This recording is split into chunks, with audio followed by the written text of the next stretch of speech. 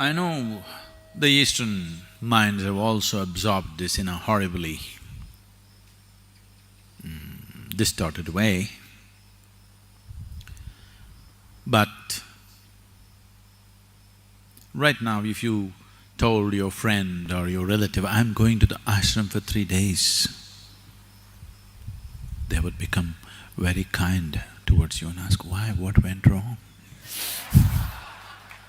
Something must be wrong with your life. You're going to the ashram to heal a wound, to solace yourself. Something must be really wrong with your life, or you must be too old for life. Otherwise, why would you go to an ashram? So this has crept into this culture also. Essentially, if you're alive only in parts, or if you're partially alive, to be partially alive is a terrible torture. Many of you have been through these science classes, I'm sure you opened up frogs and cockroaches, did you? They were nice, lively beings, but you opened them up because you wanted to find their heart and liver and kidney. Half alive, being half alive is torture. Have you seen this? Always being half alive is torture. This is the torture that a large segment of humanity is going through right now because they're half alive. Only one part of them has become alive.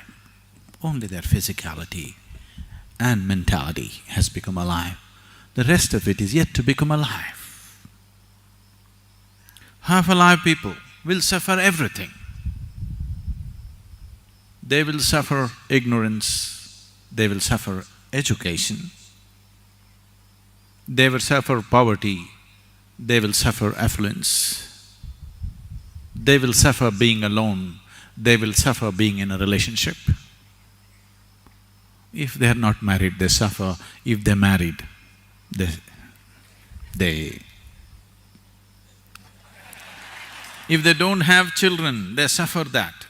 As if children, if they are there, they can come and bite you. They do. No children, what are you suffering? But that also they suffer. Just show me one thing that human beings are not suffering right now. Just show me one aspect of life that human beings are not suffering right now. They're suffering just about anything, not just life. They're even suffering death before it happens. He's thinking of building a pyramid for himself.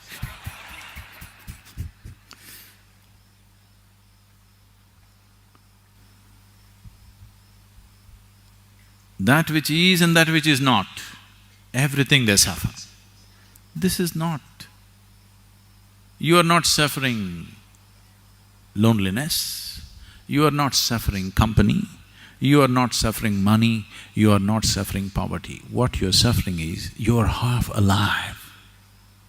You're desperately trying to make yourself fully alive through money, through drink, through sex, through going on a trek, coming to the ashram.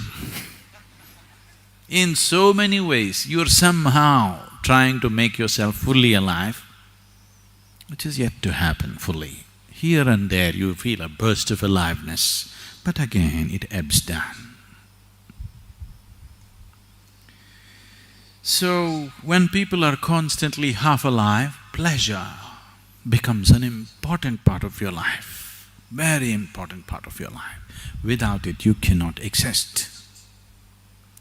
Pleasure becomes paramount in your life when you're only half alive, when physicality is all that you know. Pleasure becomes of immense importance in your life.